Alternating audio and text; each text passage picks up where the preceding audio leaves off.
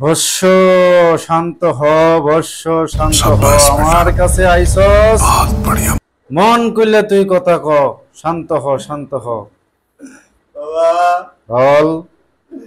আমার তো 20 বছর হয়ে গেছে বাবা, আমার তো এই জায়গায় যে বিয়া শাদী ঠিক হয়, কিন্তু বাবা করার মতো বলতে গেলে কোন দোষে বিয়া ভেঙে বাবা কইতে পারি না।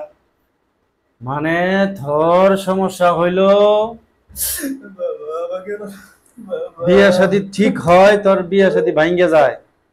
তুই সঠিক জায়গায় আইসা পড়ছস বৎস, সমস্যা নাই।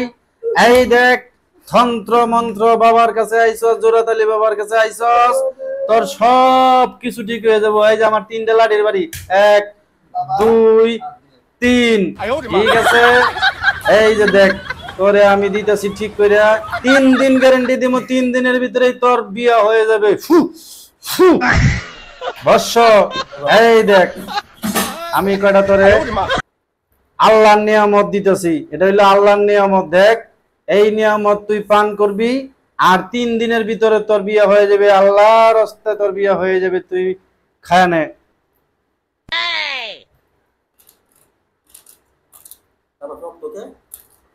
আল্লাহর নিয়ামত একটু শক্তই থাকবো। আল্লাহর নিয়ামত কোনো সময় বাই বাই, দুর্বল থাকে না। Good bye, Gaya. বাবা বল। কোনো মিল্লাত টিল্লাত দিতে হবে নাকি?